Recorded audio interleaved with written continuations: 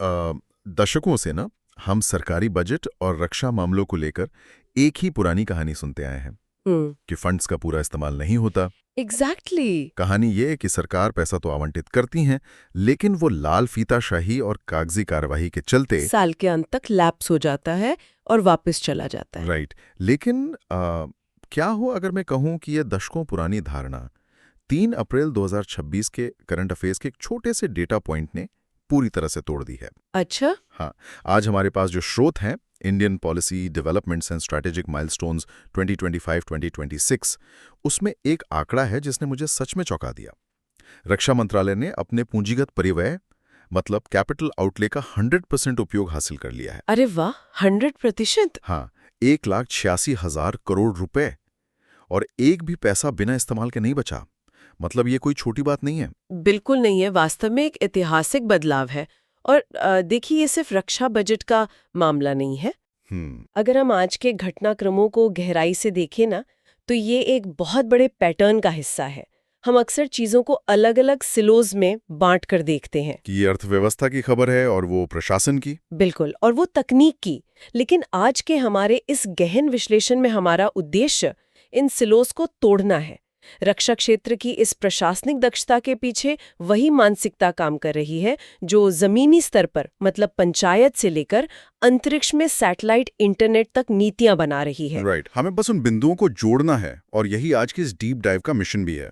हम ये समझने की कोशिश करेंगे कि सिर्फ तथ्यों को रटने के बजाय हम ये कैसे देखें कि कोई नीति जमीन पर कैसे उतरती है। सही कहा। तो चलिए इस पैटर्न को डिकोड करना शुरू करते हैं, और शुरुआत उसी स्तर से करते हैं जहां से असल में प्रशासन की नींव रखी जाती है। मेरा मतलब है पंचायती राज। Grassroot level. हाँ, आज की रिपोर्ट के अनुसार त्रिपुरा की 3 पंचायतों को पंचायती राज मंत्रालय द्वारा 2 बड़े अवार्ड्स मिले हैं। दीनदयाल उपाध्याय पंचायत सतत विकास पुरस्कार 2025 और नानाजी देशमुख सर्वोत्तम पंचायत सतत विकास पुरस्कार 2025। देखिए, इस खबर का सबसे महत्वपूर्ण हिस्सा वो राज्य का नाम है, त्रिपुरा। वो कैसे? जब हम सतत विकास या सस्टेनेबल डेवलपमेंट की बात करते हैं ना, तो अक्सर हमारा ध्यान उन राज्यों पर जाता है जिनके पास पहले से ही बहुत मजबूत इंफ्रास्ट्रक्चर है। हाँ, जैसे साउथ के राज्य या गुजरात वगैरह। एग्जैक्टली। लेकिन त्रिपुरा जैसे उत्तर पूर्वी राज्य की पंचायतों का यह राष्ट्रीय सम्मान जीतना विकेंद्रीकरण की, मतलब डिसेंट्रलाइजेशन की एक बहुत बड़ी जीत है। राइट। इन पुरस्कारों के पैमाने बहुत कड़े होते हैं। इसमें स्वास्थ्य, शिक्षा, जल संरक्षण और आर्थिक आत्मनिर्भरता जैसे इंडिकेटर्स शामिल होते हैं। तो इसका सीधा मतलब यह है कि स्थानीय नेतृत्व अब केवल ऊपर से आने वाले फंड का इंतजार नहीं कर रहा है। बिल्कुल, वो उपलब्ध संसाधनों का ऑप्टिमल यूटिलाइजेशन कर रहा है। ये एक बहुत ही अहम बिंदु है। मतलब ये सफलता बिल्कुल एक इमारत की नींव की तरह है। जब तक पंचायतें मजबूत नहीं होंगी तब तक राष्ट्रीय योजनाएं सफल नहीं हो सकती। सही कहा। और इसी प्रशासनिक मजबूती के ऊपर राज्य सरकारें अपनी कल्याणकारी नीतियां बनाती हैं। जैसे अगर हम दिल्ली की बात करें तो दिल्ली सरकार की लखपति बिटिया योजना। ये बहुत इंटरेस्टिंग योजना है। हाँ, पहली नजर में तो ये किसी भी अन्य नकद हस्तांतरण या कैश ट्रांसफर योजना की तरह लग सकती है, लेकिन इसका ढांचा थोड़ा अलग है। क्योंकि इसका मैकेनिज्म केवल पैसे बांटने का नहीं है। ये योजना बच्ची के जन्म से शुरू होकर उसकी शिक्षा के अलग अलग पड़ावों पर वित्तीय प्रोत्साहन देती है। मतलब एक माइलस्टोन आधारित अप्रोच है। बिल्कुल। जब आप वित्तीय सहायता को शिक्षा और उम्र के साथ जोड़ देते हैं ना, तो आप बाल विवाह को रोकते हैं और महिला साक्षरता दर को भी बढ़ाते हैं। राइट। ये केवल एक मुश्त ग्रांट नहीं है, ये एक बच्ची के जीवन का एक पूरा वित्तीय रोड मैप तैयार करना है, ताकि जब वो वयस्क हो तो उसके पास एक मजबूत आर्थिक आधार हो। Make sense. और आर्थिक आधार को मजबूत करने की बात करें तो आंध्र प्रदेश से भी एक दिलचस्प नीति सामने आई है। हाँ, बुनकरों वाली नीति। एग्जैक्टली। 1 अप्रैल 2026 से मुख्यमंत्री नारा चंद्रबाबू नायडू के नेतृत्व में हैंडलूम और पावरलूम बुनकरों के लिए मुफ्त बिजली देने की नीति शुरू की गई है। इसके लिए सालाना 150 करोड़ रुपए आवंटित किए गए हैं। अब देखिए, कई लोग इसे सिर्फ एक और फ्री की रेवड़ी या सब्सिडी कह सकते हैं, लेकिन मुझे लगता है कि इसके पीछे का जो अर्थशास्त्र है वो कुछ और ही कहानी कहता है। मैं पूरी तरह सहमत हूँ।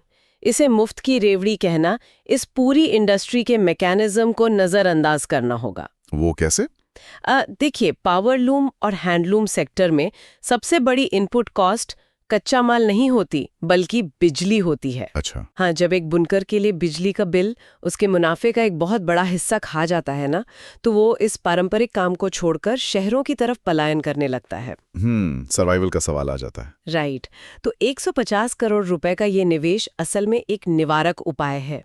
यह उनके इनपुट कॉस्ट को लगभग शून्य कर देता है, जिससे उनके प्रोडक्ट्स मार्केट में ज्यादा कॉम्पिटिटिव बन जाते हैं। मतलब ये सब्सिडी नहीं है? नहीं, ये एक सांस्कृतिक और आर्थिक धरोहर को बचाने का सीधा निवेश है। इसे एक माइक्रो इकोनॉमिक फिक्स कह सकते हैं। लेकिन अगर हम मैक्रो इकोनॉमिक या व्यापक आर्थिक विकास की बात करें तो इन्वेस्टर्स को सबसे ज्यादा क्या चाहिए होता है? Policy stability. बिल्कुल, नीतिगत स्थिरता। और इसी दिशा में आंध्र प्रदेश का एक दशकों पुराना असमंजस अब खत्म हो गया है। लोकसभा ने आंध्र प्रदेश पुनर्गठन अधिनियम 2014 में संशोधन किया है। और इससे अब अमरावती आधिकारिक तौर पर आंध्र प्रदेश की एकमात्र राजधानी घोषित हो गई है। ये इन्वेस्टर्स के नजरिए से सोचिए, अगर किसी राज्य की राजधानी ही 3 अलग-अलग शहरों के बीच झूल रही हो, तो कोई भी बड़ी कंपनी अपना हेडक्वार्टर कहाँ बनाएगी? कहीं नहीं बनाएगी। वो वेट एंड वॉच मोड में रहेंगे। एग्जैक्टली। रियल एस्टेट, इंफ्रास्ट्रक्चर और विदेशी निवेश सब कुछ एक ठहराव पर आ जाता है। अमरावती को एकमात्र राजधानी घोषित करने से वो कानूनी और नीतिगत अनिश्चितता खत्म हो गई है। राइट। अब वहां एक स्पष्ट कैपिटल एक्सपेंडिचर मल्टीप्लायर इफेक्ट देखने को मिलेगा। मतलब जब सरकार राजधानी बनाने में पैसा खर्च करेगी तो उसके इर्द गिर्द रोजगार और निजी निवेश अपने आप खिंचा चलाएगा। ये तो हो गई राज्य की नीतियां। लेकिन एक सेकंड रुकिए, हमने बहुत अच्छी नीतियां बना ली, राजधानी तय कर ली और उद्योगों को सब्सिडी भी दे दी। लेकिन ये सब कुछ तब तक एक आइलैंड की तरह है जब तक इन्हें लागू करने और जोड़ने वाला कोई मजबूत नेटवर्क ना हो। आज के समय में दूर दराज के इलाकों में गवर्नेंस पहुंचाने के लिए जिस कनेक्टिविटी की जरूरत है, उसका क्या? आपका इशारा साफ तौर पर मेघालय सरकार और स्टारलिंक इंडिया के बीच हुए उस MOU की तरफ है। एकदम सही। 1 अप्रैल 2026 को ये MOU साइन हुआ है। ये कदम इसलिए बहुत बड़ा है क्योंकि मेघालय की भौगोलिक स्थिति बहुत टफ है। हाँ, वहाँ के दुर्गम पहाड़ों और घाटियों में ऑप्टिकल फाइबर केबल बिछाना तकनीकी और आर्थिक दोनों रूपों में एक दुस्वप्न है। राइट। बारिश और भूस्खलन के कारण केबल बार बार कट जाते हैं, तो इसका समाधान क्या है? समाधान है लो अर्थ ऑर्बिट यानी LEO सैटेलाइट्स। देखिए, पारंपरिक सैटेलाइट्स जो संचार के लिए इस्तेमाल होते हैं वे जियो स्टेशनरी ऑर्बिट में होते हैं, मतलब पृथ्वी से लगभग 36,000 किलोमीटर दूर। बहुत दूर है। हाँ, और इतनी दूरी के कारण इंटरनेट की स्पीड कम होती है और लेटेंसी बहुत ज्यादा होती है। डेटा के आने जाने में समय लगता है। लेकिन स्टारलिंक जैसे LEO सैटेलाइट्स पृथ्वी से मुश्किल से 500 किलोमीटर की ऊंचाई पर होते हैं। अच्छा, तो लेटेंसी कम हो जाती है? एग्जैक्टली। लेटेंसी लगभग फाइबर केबल के बराबर हो जाती है। मेघालय के उन कम सुविधा वाले क्षेत्रों में जहां मोबाइल टावर भी नहीं लग सकते, अब सीधा आसमान से हाई स्पीड इंटरनेट आएगा। ये तकनीकी असली ताकत है, भौगोलिक बाधाओं को खत्म करना। क्योंकि देखिए, एक बार जब किसी सुदूर गांव में इंटरनेट पहुंच जाता है, तभी तो हमारे सरकारी ऐप्स और डिजिटल गवर्नेंस के टूल्स काम करना शुरू करते हैं। बिल्कुल। आज हमारे स्रोतों में डिजिटल इंडिया के 3 प्रमुख प्लेटफॉर्म्स पर चर्चा की गई है। पहला है CCMS पोर्टल, जो संसदीय कार्य मंत्रालय ने लॉन्च किया है। हाँ। CCMS यानी कंसल्टेटिव कमिटी मैनेजमेंट सिस्टम, ये एक बहुत ही विशिष्ट लेकिन जरूरी टूल है। मंत्रालयों के बीच जो कमिटियां बनती हैं, उनकी फाइलें एक विभाग से दूसरे विभाग तक जाने में जो समय लगता था ना, वो सरकारी फाइलों वाला स्लो मोशन। राइट। ये पोर्टल उस पूरी प्रक्रिया को डिजिटल करके उस लाल फीताशाही को खत्म कर रहा है। और दूसरा प्लेटफॉर्म तो बहुत ही संवेदनशील और महत्वपूर्ण है, शी-बॉक्स पोर्टल। हाँ, जो 2024 में लॉन्च हुआ था। एग्जैक्टली। इसे महिला एवं बाल विकास मंत्रालय ने बनाया है। ये पॉश एक्ट के तहत कार्यस्थल पर यौन उत्पीड़न के मामलों को सुलझाने के लिए है। इसका मैकेनिज्म मुझे बहुत प्रभावी लगा। आमतौर पर एक महिला अपने ही ऑफिस के HR या बॉस से शिकायत करने में घबराती है। ऑब्वियसली कॉन्फ्लिक्ट ऑफ इंटरेस्ट होता है। राइट। शी-बॉक्स इस प्रक्रिया को एक सेंट्रलाइज सिस्टम में ले जाता है जहां शिकायत सीधे मंत्रालय की नजर में होती है और उसकी ट्रैकिंग होती है। और तीसरा है पोषण ट्रैकर। ये ICT पर आधारित एक विशाल एप्लीकेशन है जो पूरे भारत में आंगनवाड़ी केंद्रों की निगरानी करता है। पहले क्या होता था, रजिस्टर में नाम लिखकर फर्जी लाभार्थियों के नाम पर राशन निकाल लिया जाता था। लेकिन अब आधार लिंक्ड और रियल टाइम डेटा एंट्री से ये तय होता है कि जो पोषण जिस गर्भवती महिला या बच्चे के लिए आवंटित हुआ है वो उसी तक पहुंचे। देखिए, यहाँ मैं इस पूरी डिजिटल कहानी पर थोड़ा पुशबैक देना चाहता हूँ। अच्छा। कागजों पर ये सब बहुत शानदार लगता है, लेकिन क्या हम अपनी समस्याओं को सुलझाने के लिए ऐप्स पर बहुत अधिक निर्भर नहीं हो रहे हैं? वैलिड पॉइंट है। मतलब भारत जैसे देश में सर्वर डाउन होने की समस्याएं आम हैं। क्या दुनिया भर में ऐसा ही हो रहा है कि हर चीज का जवाब बस एक ऐप है? ये एक बहुत ही जमीनी सवाल है। देखिए, तकनीक शासन का एकमात्र विकल्प नहीं हो सकती, लेकिन जब हम तकनीक को एक प्रशासनिक बोझ के बजाय एक प्रॉब्लम सॉल्विंग टूल के रूप में देखते हैं तो नजरिया बदलता है। मतलब कोई उदाहरण है इसका? हाँ, इसे अंतर्राष्ट्रीय स्तर पर समझते हैं। आज की हमारी रिपोर्ट में कोस्टारिका का जिक्र है। कोस्टारिका ने एक आईसीपी ऐप लॉन्च किया है। ICP app? हाँ, वहाँ जहरीले सांपों का भारी खतरा है और अक्सर लोग सांप काटने पर डॉक्टर को बता ही नहीं पाते कि सांप कौन सा था। ऑब्वियसली, पैनिक में कौन याद रखेगा? राइट। इस ऐप में इमेज रिकग्निशन तकनीक है। आप बस स्मार्टफोन से फोटो खींचिए और ऐप तुरंत सांप की प्रजाति और उसका एंटी वेनम बता देगा। गलत पहचान की घटनाएं एकदम कम हो गई हैं इससे। ओह वाह, ये उदाहरण बहुत कुछ साफ कर देता है। मतलब तकनीक जब केवल डेटा कलेक्ट करने के लिए नहीं, बल्कि सीधा लाइफ सेविंग निर्णय लेने के लिए इस्तेमाल होती है, तो उसकी अहमियत समझ आती है। बिल्कुल। खैर, इन ऐप्स, इन सैटेलाइट्स और पूरी गवर्नेंस मशीनरी को सुचारू रूप से चलाने के लिए एक मजबूत अर्थव्यवस्था और ऊर्जा की जरूरत होती है। तो चलिए अब नियमों और रेगुलेटरी शिफ्ट्स की बात करते हैं। जो अर्थव्यवस्था का ट्रैफिक कंट्रोल सिस्टम होते हैं। बिल्कुल। और यहाँ कुछ ऐसे बदलाव हुए हैं जो शायद तुरंत हेडलाइंस न बने, लेकिन उनके असर बहुत गहरे हैं। जैसे आरबीआई ने संशोधित सीएमई ढांचे को लागू करने की तारीख टालकर 1 जुलाई 2026 कर दी है। ये एक क्लासिक उदाहरण है कि रेगुलेशंस कैसे काम करते हैं। सीएमई मतलब क्रेडिट मैनेजमेंट एनवायरनमेंट, राइट? सुरक्षित है और किसे नहीं। आरबीआई ने इसमें कुछ सख्त बदलाव किए थे।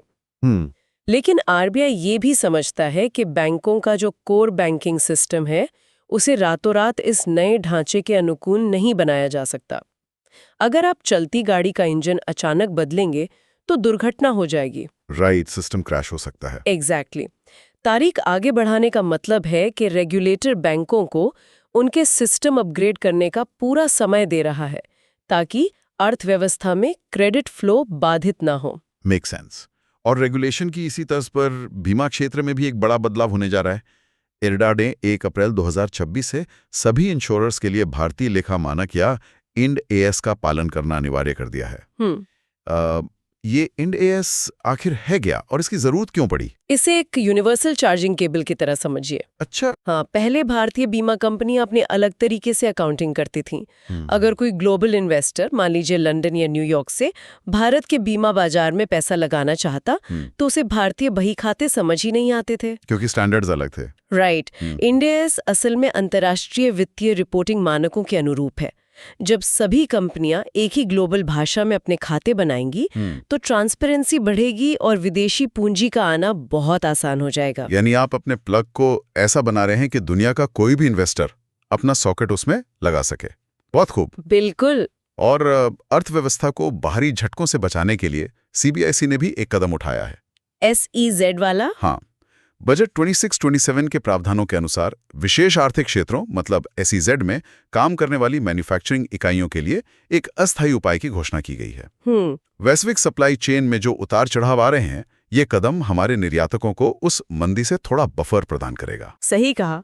लेकिन देखिए, इन मैन्युफैक्चरिंग इकाइयों और इस अर्थव्यवस्था की गाड़ी को चलाने के लिए जो सबसे बुनियादी चीज चाहिए वो है ऊर्जा। बिना ऊर्जा के तो सब ठप है। बिल्कुल। और ऊर्जा के इसी मोर्चे पर भारत सरकार ने national piped natural gas drive 2.0 की अवधि 30 जून 2026 तक बढ़ा दी है।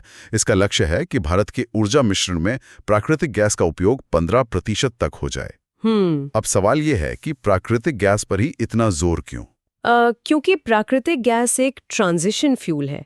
हम अचानक से पूरी तरह सोलर या विंड एनर्जी पर तो शिफ्ट नहीं हो सकते ना। हाँ, रातों रात तो नहीं हो सकता। और कोयले पर हमारी निर्भरता पर्यावरण के लिए बहुत नुकसानदेह है। प्राकृतिक गैस कोयले की तुलना में काफी कम कार्बन एमिशन करती है। राइट। इसके अलावा सिलेंडरों के बजाय पाइपलाइन से गैस पहुंचाना लॉजिस्टिक्स की कॉस्ट को भारी मात्रा में कम करता है। और इस विशाल ऊर्जा इंफ्रास्ट्रक्चर को दिशा देने के लिए सही नेतृत्व की भी आवश्यकता होती है। इसी कड़ी में बुरा वामसी रामामोहन को power grid corporation of India limited का अध्यक्ष और प्रबंध निदेशक नियुक्त किया गया है। पावर ग्रिड तो भारत की नसों की तरह है, जो पूरे देश में बिजली का संचार करता है। बिल्कुल। अब जब हमारे पास एक मजबूत अर्थव्यवस्था, एक पारदर्शी डिजिटल ढांचा और पर्याप्त ऊर्जा है, तो इसका अगला लॉजिकल कदम क्या है? Global connect. एग्जैक्टली। दुनिया से जुड़ना। ऊर्जा और बुनियादी ढांचे की मजबूती हमें दुनिया से जुड़ने का मौका देती है। चलिए विमानन या एविएशन क्षेत्र की बात करते हैं। भारत का विमानन क्षेत्र इस समय दुनिया के सबसे तेजी से बढ़ते मार्केट्स में से एक है। हाँ, और इसी को रेगुलेट करने के लिए नागरिक उड्डयन मंत्रालय के तहत वीर विक्रम यादव को डीजीसीए का महानिदेशक नियुक्त किया गया है। अब चूंकि भारतीय एयरलाइंस हर महीने सैकड़ों नए विमानों का ऑर्डर दे रही हैं, तो डीजीसीए की भूमिका सिर्फ नियम लागू करने तक सीमित नहीं रह जाती। राइट। उन्हें ये सुनिश्चित करना है कि ये बेतहाशा ग्रोथ सुरक्षा से कोई समझौता ना करे। बिल्कुल। और इसी बीच हमारी एयरलाइंस अपनी वैश्विक पहुंच भी बढ़ा रही हैं। एयर इंडिया ने मध्य एशिया और भारत के बीच कनेक्टिविटी बढ़ाने के लिए उज़्बेकिस्तान एयरवेज के साथ एक कोड शेयरिंग समझौता किया है। ये बहुत स्मार्ट मूव है। मैं चाहता हूं कि आप इसका मैकेनिज्म थोड़ा समझाएं। ये कोड शेयरिंग यात्रियों और एयरलाइन दोनों के लिए कैसे काम करता है? तो देखिए, कोड शेयरिंग एक बहुत ही स्मार्ट बिजनेस मॉडल है। मान लीजिए एयर इंडिया की फ्लाइट ताशकंद तक जाती है, लेकिन यात्री को उज़्बेकिस्तान के किसी छोटे शहर समरकंद जाना है। कोड शेयरिंग के तहत यात्री एयर इंडिया की वेबसाइट से ही एक ही टिकट बुक करेगा, उसका बैगेज सीधा समरकंद पहुंचेगा। ओह, मतलब एयर इंडिया को वहां तक अपनी फ्लाइट नहीं भेजनी पड़ी। एग्जैक्टली। एयर इंडिया को एक नया रूट शुरू करने के लिए अपना हवाई जहाज नहीं भेजना पड़ा और उज़्बेकिस्तान एयरवेज को बिना मार्केटिंग के यात्री मिल गए। ये भारत और मध्य एशिया के बीच कनेक्टिविटी का एक मास्टर स्ट्रोक है। और जब हम एविएशन में वर्ल्ड क्लास लेवल की बात करते हैं, तो हमें यह भी देखना चाहिए कि बेंचमार्क क्या है। Changi airport. हाँ, लंदन में हुए स्काईट्रैक्स वर्ल्ड एयरपोर्ट अवार्ड्स में सिंगापुर के चांगी एयरपोर्ट को विश्व का सर्वश्रेष्ठ हवाई अड्डा 2026 घोषित किया गया है। चांगी एयरपोर्ट का उदाहरण इसलिए अहम हैगा क्योंकि वे सिर्फ इंफ्रास्ट्रक्चर नहीं बनाते, वे तकनीक और डिजाइन को इंटीग्रेट करते हैं। राइट। वहाँ बायोमेट्रिक कॉरिडोर्स हैं, जहाँ आपको अपना पासपोर्ट बार बार नहीं निकालना पड़ता, और पूरी तरह से ऑटोमेटेड बैगेज हैंडलिंग है। भारत के जो नए एयरपोर्ट्स बन रहे हैं, उनके लिए चांगी एक बेंचमार्क है कि कैसे तकनीक का उपयोग करके पैसेंजर एक्सपीरियंस को सीमलेस बनाया जा सकता है। बिल्कुल। लेकिन देखिए, भारत की ये वैश्विक पहुंच अब सिर्फ उड़ानों तक ही सीमित नहीं है। स्पोर्ट्स में भी हम आगे बढ़ रहे हैं। हाँ, हम सॉफ्ट पावर के जरिए भी दुनिया पर अपनी छाप छोड़ रहे हैं। एशियाई स्क्वॉश फेडरेशन ने भारतीय स्क्वॉश खिलाड़ी अनाहत सिंह और अभय सिंह को प्लेयर्स ऑफ द ईयर 2025 से सम्मानित किया है। ये बहुत प्राउड मोमेंट है। एक समय था जब भारतीय खेल केवल क्रिकेट या एक दो खेलों तक सीमित माने जाते थे, लेकिन अब वैश्विक पटल पर हमारे युवा हर क्षेत्र में झंडे गाड़ रहे हैं। ये सॉफ्ट पावर का वो रूप है जो दुनिया को भारत की यूथ एनर्जी से परिचित कराता है। बिल्कुल। तो हमने जमीनी स्तर से शुरू किया, डिजिटल और आर्थिक नीतियों को समझा और दुनिया भर में भारत के बढ़ते प्रभाव पर बात की। लेकिन अब समय आ गया है इस पूरी चर्चा को समेटते हुए एक गंभीर मुद्दे पर आने का। National security. हाँ, आप इतनी आर्थिक तरक्की कर लें, इतनी सॉफ्ट पावर बना लें, लेकिन इस पूरे विकास की सुरक्षा कौन करता है? हमारी सेनाएं। एग्जैक्टली। आर्थिक विकास को हमेशा एक मजबूत शील्ड की जरूरत होती है, और यहाँ हम वापस अपने उसी चौंकाने वाले आंकड़े पर आते हैं जिससे हमने शुरुआत की थी। रक्षा मंत्रालय द्वारा अपने 16.86 लाख करोड़ रुपए के कैपिटल आउटले का 100% उपयोग। मैं यहाँ फिर से पूछना चाहूंगा, अक्सर हम सुनते हैं कि सरकारी फंड बिना इस्तेमाल के रह जाते हैं। ये 100% उपयोग असल में दर्शाता क्या है? अगर आप रक्षा खरीद की प्रक्रिया को समझे ना, जिसमें एक्सेप्टेंस ऑफ नेसेसिटी या AON होता है, फिर टेंडर निकलता है, फिर लंबी फील्ड ट्रायल्स होती हैं। बहुत लंबा प्रोसेस होता है। राइट। तो आप समझ पाएंगे कि 100% फंड का इस्तेमाल होना कोई तुक्का नहीं है। ये दिखाता है कि खरीद प्रक्रियाओं में जो दशकों पुरानी अड़चनें थीं, उन्हें हटा दिया गया है। मतलब प्रशासनिक दक्षता बढ़ी है। एग्जैक्टली। रक्षा आधुनिकीकरण अब फाइलों में नहीं फंसा है, वो असल में जमीन पर उतर रहा है। और इसके ठोस परिणाम भी हमारे सामने हैं। इसी बजट से रक्षा मंत्रालय ने भारतीय वायुसेना के लिए भारत इलेक्ट्रॉनिक्स लिमिटेड मतलब BL के साथ 1950 करोड़ रुपए का कॉन्ट्रैक्ट साइन किया है। 2 माउंटेन रेडार सिस्टम्स के लिए। हाँ, और पहाड़ों में रडार का काम करना कितना मुश्किल होता है, ये हम सब जानते हैं। पहाड़ों में सबसे बड़ी समस्या रडार क्लटर की होती है। पहाड़ खुद रडार की तरंगों को रोक लेते हैं, जिससे ब्लाइंड स्पॉट्स बन जाते हैं। और दुश्मन के विमान या ड्रोन इन घाटियों में छिपकर उड़ सकते हैं। राइट। तो ये नए माउंटेन रडार सिस्टम विशेष रूप से ऊंचाई वाले इलाकों के लिए डिजाइन किए गए हैं, जो उन ब्लाइंड स्पॉट्स को खत्म करते हैं। वायुसेना के साथ साथ हमारी नौसेना भी अपनी ताकत बढ़ा रही है। कोचीन शिपयार्ड लिमिटेड द्वारा निर्मित मालवन, जो कि दूसरा anti submarine warfare shallow watercraft है, भारतीय नौसेना को सौंप दिया गया है। अक्सर हम बड़े एयरक्राफ्ट कैरियर की बात करते हैं, लेकिन ये उथले पानी का क्राफ्ट रणनीतिक रूप से इतना महत्वपूर्ण क्यों है? क्योंकि गहरे समुद्र में पनडुब्बी खोजना फिर भी आसान है, लेकिन तट के पास उथले पानी में, जहां लहरों और कमर्शियल जहाज़ों का इतना शोर होता है, वहां दुश्मन की पनडुब्बी आसानी से छिप सकती है। अच्छा, वहाँ नॉइज बहुत होता है। हाँ, मालवन जैसे जहाज विशेष रूप से कोस्टल सिक्योरिटी के लिए बनाए गए हैं, जो पानी के नीचे के उस शोर के बीच भी दुश्मन की पनडुब्बी को डिटेक्ट कर सकते हैं और उसे नष्ट भी कर सकते हैं। बिल्कुल। इसके अलावा गोवा शिपयार्ड लिमिटेड ने भी INS शची और ICGS अचल को लॉन्च और डिलीवर किया है, जो हमारे तटीय गश्ती ग्रिड को और मजबूत करेंगे। राइट। और थल सेना में भी नेतृत्व स्तर पर बदलाव हुए हैं। लेफ्टिनेंट जनरल धीरज सेठ ने थल सेना के उप प्रमुख का पदभार संभाल लिया है। नई तकनीक, नए हथियार और एक चुस्त नेतृत्व। अगर हम इन सभी चीजों को एक साथ रखकर देखें तो आज की इस चर्चा का सार बहुत साफ है। कैसे त्रिपुरा के एक छोटे से गांव की पंचायत व्यवस्था से लेकर अंतरिक्ष में सैटेलाइट इंटरनेट और गहरे समुद्र में हमारी नौसेना की पनडुब्बी रोधी क्षमताएं, सब कुछ एक ही दिन के करंट अफेयर का हिस्सा हैं। ये नीतियां एक दूसरे से जुड़ी हुई हैं। बिल्कुल। और अंत में मैं एक विचार छोड़ना चाहूंगी। जी बताइए। आज हमने देखा कि रक्षा मंत्रालय ने अपने बजट का 100% सही इस्तेमाल किया और तकनीक ने गवर्नेंस को कितना आसान बना दिया है। जरा सोचिए, यदि तकनीक और CCTNS या पोषण ट्रैकर जैसे प्लेटफॉर्म्स का उपयोग करके भारत के हर एक सरकारी विभाग और राज्य मशीनरी में बजट के 100% उपयोग की दक्षता हासिल कर ली जाए, तो क्या सूचनाओं की ये पारदर्शिता भारत के विकास की गति को रातों रात बदल नहीं सकती? यह सच में एक बहुत ही प्रोवोकेटिव और सोचने वाला सवाल है। तकनीक और प्रशासनिक इच्छा शक्ति का ये कॉम्बो भविष्य में बहुत बड़े चमत्कार कर सकता है। इस विचार के साथ ही हम आज के इस डीप ड्राइव को यहीं समाप्त करते हैं। ज्ञान की इस शानदार डुबकी में हमारे साथ जुड़ने के लिए शुक्रिया। फिर मिलेंगे ऐसे ही कुछ नए और जरूरी मुद्दों के साथ।